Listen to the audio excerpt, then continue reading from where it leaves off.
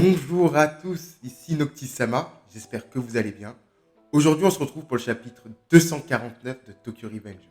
Et comme on pouvait s'en douter, on a bien la fin du combat Akai-Mitsuya contre les frères Etani.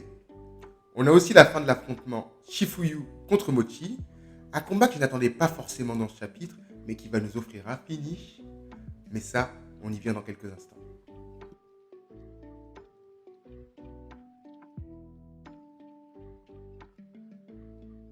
Alors déjà, on va commencer par le combat Akai-Mitsuya contre Rindo et Ran.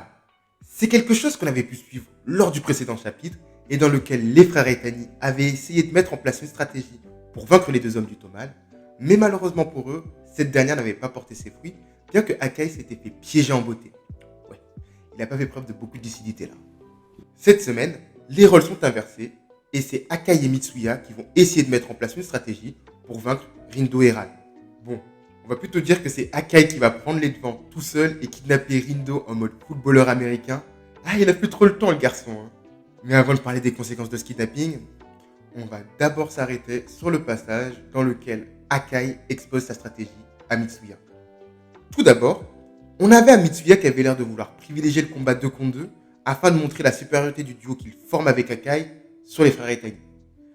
Mais Akai va prendre la parole et va lui expliquer que s'il n'avait pas réussi à les vaincre avec un gris lors de l'incident du Kanto, c'est tout simplement par rapport à la manière imprévisible qu'ils ont de combattre.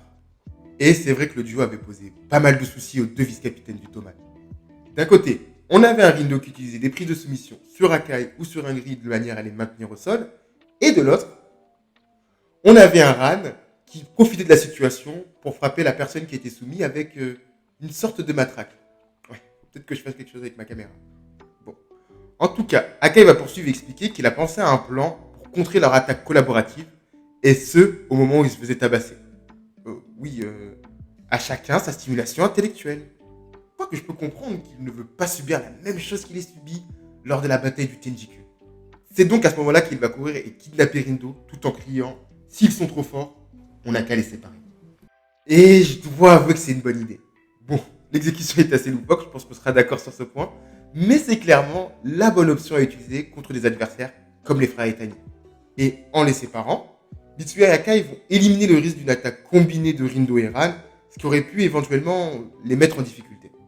Bref, ça y est, le plan est réussi, et à partir de ce moment-là, on va assister à un match complètement différent, ou devrais-je dire, à la domination complète du Toman. On va avoir un Mitsuya qui, sans perdre de temps, va mettre un coup de poing direct dans le ventre de Ran. Et on sent que celui-ci, il l'a senti passer. Hein. On sent également un Mitsuya qui a envie d'en finir avec ce combat qui dure depuis 3 chapitres, mine de rien. Hein. Quoi qu'il en soit, le dénouement ne va pas se faire trop attendre. On va avoir un Mitsuya qui va finir Ran avec un énorme kick. Et un Akai qui va finir Rindo avec un énorme coup de poing. D'ailleurs, on voit clairement qu'il y en a un qui appuie beaucoup plus cher que l'autre. Hein. On voit Rindo, il a carrément les yeux blancs, le pauvre. Ah ouais, Akai, il a vraiment pas loupé. Hein. Et donc, on a notre première victoire du Toman, et une victoire plutôt bien méritée. Hein. Bon, maintenant, les éléments qu'on peut relever de ce combat, c'est clairement l'aspect stratégique. Quand on regarde de plus près, les deux duos avaient la même stratégie qui consistait à séparer leur adversaire pour prendre l'avantage. Bon, on notera quand même quelques variantes de part et d'autre. Là où les frères Etani essayaient de créer une situation de 2 contre 1, ou de 10 contre 1, ou de 20 contre 1, Akai et Mitsuya essayaient de créer plutôt du 1 contre 1 et du 1 contre 1. Enfin, du 2 fois 1 contre 1. Après, je pense toujours que nos deux hommes du Toman auraient pu l'emporter en 2 contre 2. Bon, peut-être pas sans grabuge, mais je les trouve quand même assez forts pour pouvoir briser le duo des frères Etani. Bon, après, le plan d'Akai était quand même très bien élaboré, donc je ne vais pas m'étendre sur le sujet. Maintenant, que va-t-il se passer pour Akai et Mitsuya?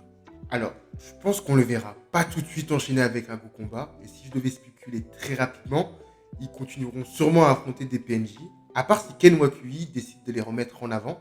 Dans ce cas-là, je les vois peut-être aller à la rencontre de Mikey, comme on a pu le voir avec Mitsuya quelques chapitres auparavant, mais bon, je vois pas trop ça d'un bon présage, surtout que Mikey est toujours en mode dark, est toujours en mode détaché, mais bon, on va attendre quelques semaines afin de voir qu'est-ce que les prochains chapitres vont nous proposer, avant de clairement nous positionner sur le futur des deux hommes. Maintenant, venons-en au combat Shifuyu contre Mochi. Alors, Globalement, ce qu'on peut en dire, c'est que l'auteur a clairement pas perdu de temps dans le développement de ce combat. Ça s'est vraiment clôturé en 2 pages, petit dialogue, bim, coup de poing, on passe à autre chose. Bon, si on rentre un petit peu plus en profondeur dans ce qui vient de se passer, on comprend que la force et la corpulence de Mochi ne sont rien face à la détermination de Shifuyu. Et en soi, c'est un message qui peut s'appliquer pratiquement à tous les membres du Toman. Et le finish de Mitsuya était pas mal, je l'avoue. Mais bon, ça aurait été pas mal d'avoir quelques pages supplémentaires, surtout que c'est une rancœur qui date de l'arc Tenjiku. Donc voilà, ce n'est pas rien non plus. Quoi qu'il en soit, au vu de la faible exposition du combat, je pense que Shifuyu aura un rôle plus important dans les prochains chapitres et plus globalement dans la bataille. Je le vois par exemple intervenir auprès de Mikey en fin de combat, en fin de bataille, ou bien dans l'immédiat prêter main forte à Akun, qu'on le voit un petit peu en difficulté quand même face à Madarame.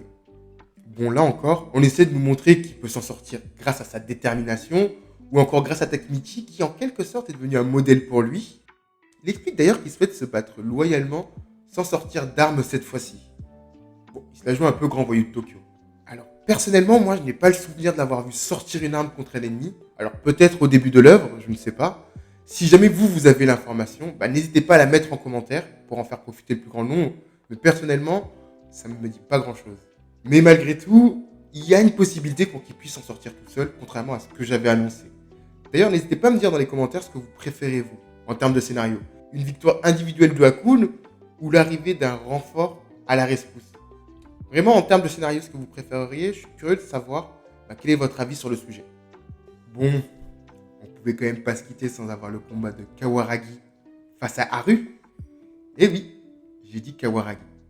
Bon, plus sérieusement, j'avoue que ce début de combat face à Haru aurait pu mieux se passer. Et si vous avez regardé ma review de la semaine dernière, c'est vrai que je pensais que Kawaragi tiendrait un peu le choc face à son frère avant la fameuse révélation qui viendrait corser la situation. Mais là, on la voit clairement en difficulté dès le début. Bon, ça nous confirme que le mec n'a pas vraiment d'hésitation à combattre sa sœur. Et on se souvient tous de la raison qu'il avait donnée lorsqu'il a quitté le Brahman, à savoir qu'il ne voulait pas que Karawagi se retrouve dans ce milieu de gangsters. En tout cas, pour le moment, il n'a pas l'air d'aménager. Bon, selon les explications qu'il donne, il dit qu'il arrive à prévoir et lire les mouvements de sa sœur grâce à la proximité qu'ils avaient lorsqu'ils étaient enfants et surtout du fait qu'il s'occupait d'elle.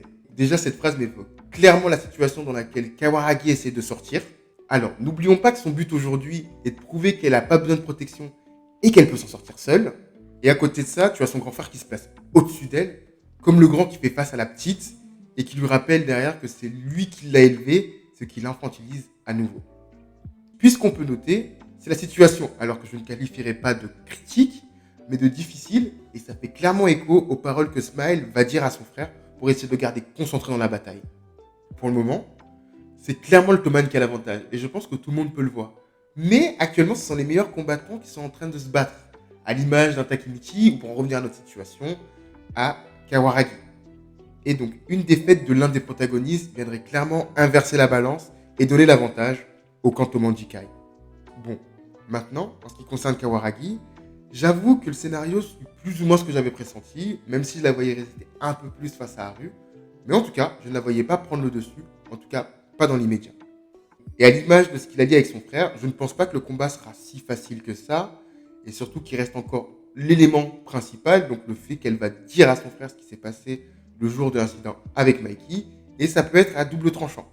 On aura soit un Haru qui va complètement perdre les pédales et dominer sa sœur, ou soit il va également perdre les pédales, mais ça va permettre à Kawaragi de prendre le dessus, car il va moins faire attention, il sera moins concentré sur des petites choses du combat. Quoi qu'il en soit, on aura sûrement d'autres éléments dans les prochains chapitres, il ne reste pas beaucoup de combats, donc je pense qu'on arrivera très rapidement à la situation Kawaragi face à Haru.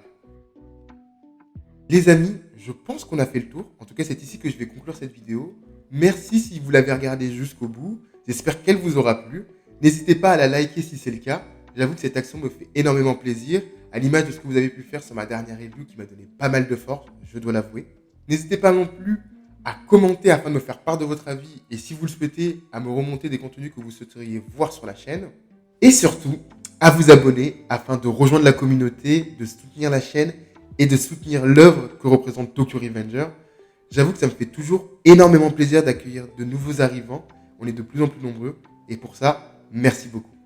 En attendant, portez-vous bien et je vous dis à très bientôt sur la chaîne de Noctis Sama.